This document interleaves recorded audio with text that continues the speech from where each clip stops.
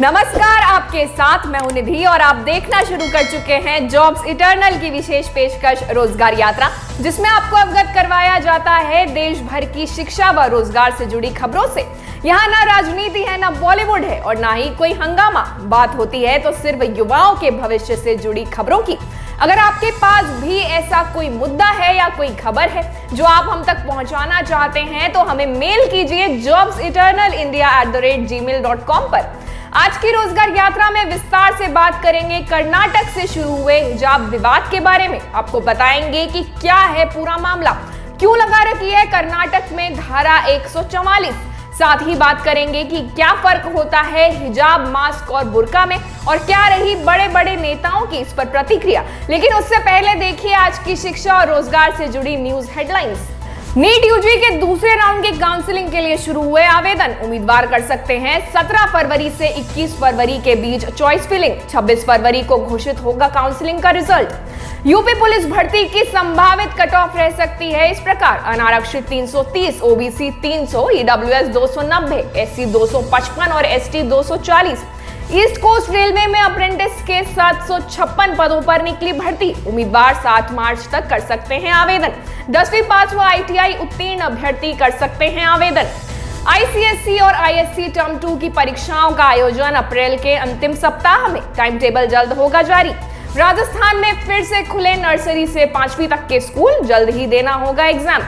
ये थी आज की न्यूज हेडलाइंस। अब बढ़ते हैं आज की प्रमुख खबरों की ओर।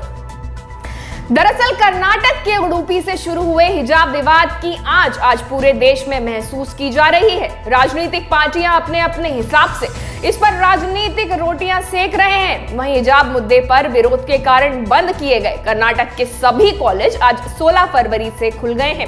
कर्नाटक के शिक्षा मंत्री बीसी नागेश ने घोषणा की थी कि 16 फरवरी से सभी प्री यूनिवर्सिटी कॉलेज और डिग्री कॉलेज फिर से खुलेंगे। शैक्षणिक संस्थानों के 200 मीटर के इलाके में धारा 144 लागू रहेगी।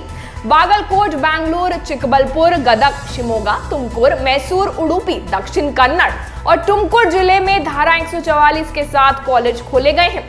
दरअसल इस विवाद की शुरुआत तब शुरू हुई जब government PU college for women में 6 छात्राओं को हिजाब पहनकर आने से रोक दिया गया। छात्राओं ने कॉलेज के फैसले को मानने से इनकार कर दिया था और हाईकोर्ट में इसके खिलाफ याचिका दायर कर दी। छात्राओं ने इस फैसले के विरोध में कक्षाओं का बहिष्कार कर रखा था। आपको बता दें कि पिछले दिनों ये मामला तब सुर्खियों में आया जब उडुपी के एक प्री यूनिवर्सिटी गवर्नमेंट कॉलेज की लगभग आधा दर्जन छात्राओं ने हिजाब उतारने से इनकार कर दिया। दूसरे वर्ष की इन छात्राओं ने हिजाब उतारकर क्लास में बैठने की अपीलों को खारिज कर दिया। जब इन छात्राओं की बात नहीं सुनी गई तो इन्होंने प्रदर्शन शुरू कर दिया। ये मामला तब और बढ़ गया जब उडुपी जिले के कॉलेज में लड़कियों के हिजाब के जवाब में कुछ छात्र भगवा शॉल पहनकर चले आए थे। इसके बाद लड़कियों ने भी भगवा शॉल पहनकर जुलूस की शक्ल में एक प्राइवेट कॉलेज में घुसने की कोशिश की। मामला तूल पकड़ता गया और राजनीतिक पार्टियां भी इस विवाद में कूद पड़ी। हिजाब पहनने से रोके जाने पर छात्राओं ने हाईकोर्ट में याचिका दायर की। उनका कहना है कि हिजाब पहनना उनका संवैधानिक अधिकार है, लिहाजा उन्हें इससे रोका नहीं जा सकता। हिजाब पर लगातार विवाद जारी है। ऐसे में सवाल ये है कि आखिर मुस्लिम लड़कियों में हिजाब क्यों जरूरी है और हिजाब क्या होता है। साथ ही आपको बता दें कि हिजाब किस तरह से नकाब, बुर्का, दुपट्टे से अलग होता है। दरअसल हिजाब का मतलब पर्दे से है। बताया जाता है कि कुरान में पर्दे का मतलब किसी कपड़े के पर्दे से नहीं बल्कि पुरुषों और महिलाओं के बीच के पर्दे से है। वहीं हिजाब में बालों को पूरी तरह से ढकना होता है, यानी हिजाब का मतलब सिर ढकने से है। हिजाब में महिलाएं सिर्फ बालों को ही ढकती हैं। किसी भी कपड़े से महिलाओं का सिर और गर्दन ढके होना ही असल में हिजाब कहा जाता है। लेकिन महिला का चेहरा दिखता रहता है। वहीं बुर्का एक चोले की तरह होता है जिसमें महिलाओं का शरीर पूरी तरह से ढका होता है। इसमें सिर से लेकर पांव तक पूरा शरीर ढकने के साथ आंखों पर एक पर्दा किया जा सकता है। इसके लिए आंखों के सामने एक जालीदार कपड़ा लगा होता है जिससे कि महिला बाहर का देख सके। इसमें महिला के शरीर का कोई भी अंग दिखाई नहीं देता। कई देशों में इसे अबाया भी कहा जाता है और नकाब एक तरह से कपड़े का पर्दा होता है जो सिर और चेहरे पर लगा होता है। इसमें महिला का चेहरा भी नजर नहीं आता है। लेकिन नकाब में आंखें कवर नहीं होती हैं, हालांकि चेहरे पर यह बंधा होता है। आपको बता दें कि बढ़ते विवाद के बाद हाईकोर्ट में मंगलवार को इस मामले की सुनवाई शुरू हुई थी, लेकिन सुनवाई से पहले सुबह से ही मामले ने हिंसक मोड़ ले लिया। हालांकि पथराव और नारेबाजी की कुछ घटनाओं के बाद पुलिस ने हालात काबू कर लिए। कर्नाटक हाईकोर्ट में इस मामले की सुनवाई के दौरान जज ने लोगों से अमन चैन बनाए रखने की अपील की। मंगलवार सुबह ही दावणगेरे, हरिहर और शिवमोगा जिले में छात्रों और उपद्रवी तत्वों ने पुलिस पर पत्थर बरसाने शुरू कर दिए थे। टकराव तब शुरू हुआ जब सुबह हिजाब पहनकर अपने अपने कॉलेजों से आ रही लड़कियों को कुछ छात्र रोकने की कोशिश कर रहे थे। इससे छात्र छात्राओं के दो गुटों के बीच झड़प शुरू हो गई थी। छात्राओं का एक गुट हिजाब पहने हुआ था, जबकि कुछ छात्र भगवा शॉल पहने पहुंच गए। दोनों गुटों के बीच नारेबाजी और तीखी बहस हुई। इस वजह से उडुपी में हिजाब मुद्दे पर कोर्ट का फैसला आने तक प्राइवेट कॉलेज बंद कर दिए गए। आपको बता दें कि अदालती सुनवाई से पहले शनिवार को ही कर्नाटक सरकार ने प्री यूनिवर्सिटी कॉलेज में यूनिफॉर्म अनिवार्य करने का नया आदेश जारी कर दिया था। राज्य सरकार ने यूनिफॉर्म को लेकर जो आदेश जारी किया है, उसके मुताबिक सरकारी शिक्षा संस्थानों की कॉलेज डेवलपमेंट कमेटियां यह फैसला ले सकती हैं कि यूनिफॉर्म कैसी होगी। निजी संस्थान यह फैसला कर सकते हैं कि कॉलेजों में यूनिफॉर्म जरूरी है या नहीं। साथ ही कर्नाटक से शुरू हुआ हिजाब विवाद अब मध्य प्रदेश में भी पहुंच गया है। यहाँ के दतिया जिले में एक सरकारी कॉलेज ने हिजाब पर प्रतिबंध लगा दिया है। फिलहाल हिजाब विवाद पर हाईकोर्ट में सुनवाई चल रही है। आपको बता दें कि कई देशों जैसे कि फ्रांस में 18 साल की लड़कियों के सार्वजनिक जगहों पर हिजाब पहनने पर पाबंदी है। इसके अलावा बेल्जियम, नीदरलैंड्स और चीन में भी हिजाब पहनने पर रोक है। भारत में कुल आबादी का लगभग 14% मुसलमान है और यहाँ सार्वजनिक तौर पर हिजाब या बुर्का पहनने पर कोई रोक नहीं है। वहीं अगर राजनीतिक प्रतिक्रियाओं की बात करें तो बीबीसी को दिए गए एक इंटरव्यू में छत्तीसगढ़ के मुख्यमंत्री भूपेश बघेल ने कहा कि कौन क्या पहनेगा, कौन क्या खाएगा, यह व्यक्तिगत रुचि का मामला है। इतनी आजादी तो मिलनी चाहिए।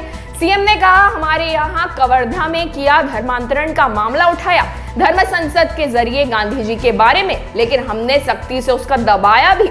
जो गलत किया है वो जेल जाएगा। वहीं उत्तर प्रदेश के मुख्यमंत्री योगी आदित्यनाथ ने एक ट्वीट किया जिसे हिजाब विवाद से जोड़कर देखा जा रहा है, जबकि उन्होंने अपने ट्वीट में हिजाब शब्द का जिक्र नहीं किया है। अपने ट्वीट में उन्होंने लिखा, गजवाए हिंद का सपना देखने वाले तालिबानी सोच के मजहबी उन्मादी यह बात गांठ बांध लें, वो रहे या न रहे, भारतीय शरीयत के हिसाब से नहीं, संविधान के हिसाब से ही चलेगा। जय श्री राम। इस ट्वीट पर समाचार एजेंसी ANI ने उनसे सवाल भी पूछा। उस सवाल के जवाब में भी उन्होंने हिजाब विवाद का जिक्र नहीं किया है, लेकिन जिस तरह से शरीयत, संविधान और मजहबी उन्मादी शब्दों का जिक्र हुआ वो हिजाब विवाद से मेल खाते हैं। इस विवाद पर 9 फरवरी को कांग्रेस महासचिव प्रियंका वाड्रा ने भी ट्वीट किया था। अपने ट्वीट में उन्होंने लिखा, बिकनी, घूंघट, जीन्स या हिजाब ये महिला का अधिकार है कि वो क्या पहनना चाहती है। भारत का संविधान उनको ये अधिकार दिया है। महिलाओं को हैरास करना बंद करें। लेकिन पूरे हिजाब विवाद पर समाजवादी पार्टी के अखिलेश यादव ने चुप्पी साध रखी है। लेकिन अब बिहार के सीएम नीतीश कुमार की इस पर पहली प्रतिक्रिया सामने आई है।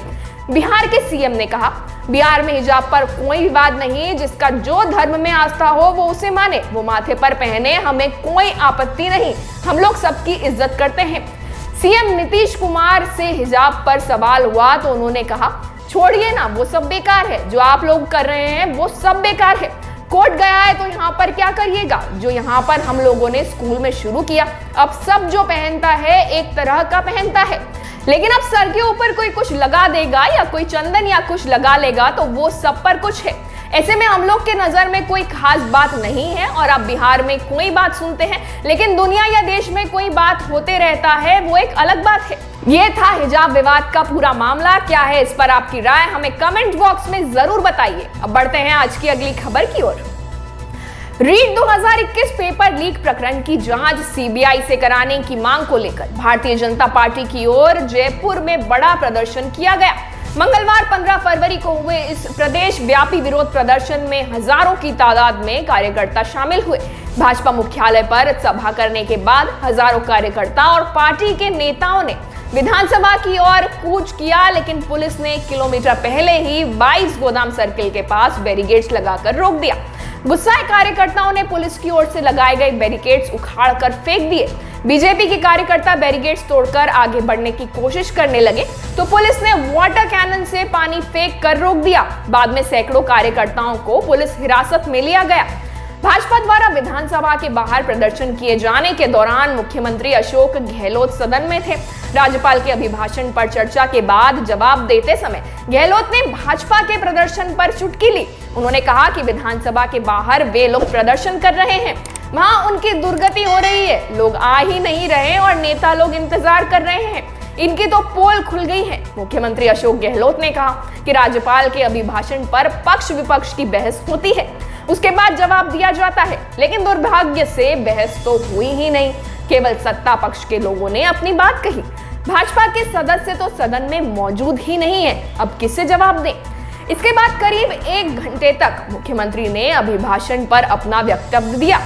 ये थी रीड पेपर लीक पर राजनीति। अब देखते हैं सच क्या है। सच ये है कि हर कोई बेरोजगार युवाओं के नाम पर जेबें भरने में और राजनीतिक गोटियां खेलने में व्यस्त है।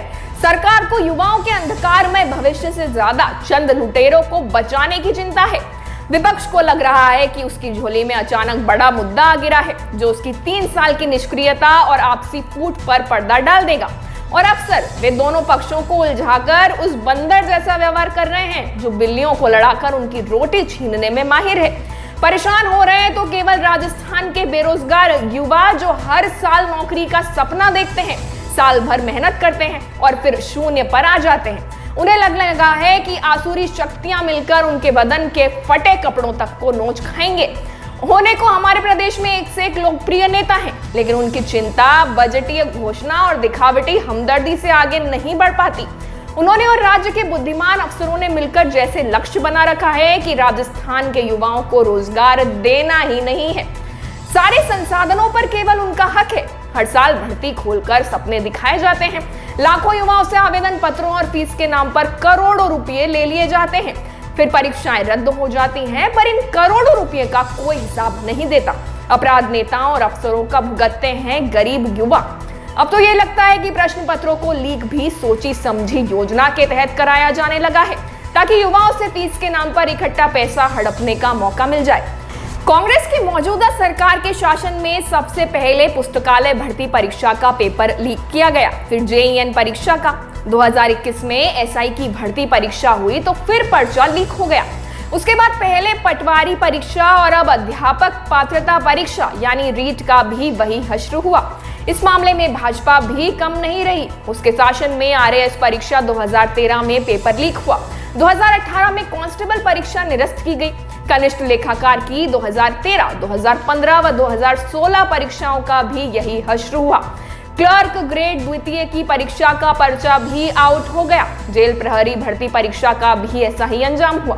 दोनों सरकारों में इस बात की भी होड़ लगी रही कि उनका शासन आते ही परीक्षाओं का पैटर्न बदल दिया जाए, शायद इसी बहाने उन्हें निरस्त करने और अंधाधुंध कमाई के नए नए तरीके निकाले जाते रहे। क्या है सच पर आपकी राय हमें कमेंट बॉक्स में जरूर बताइए। आज की रोजगार यात्रा में बस इतना ही। अगर आपको ये पेशकश पसंद आई हो तो इसे लाइक और शेयर जरूर करें, साथ ही हमारे चैनल को सब्सक्राइब भी करें। धन्यवाद।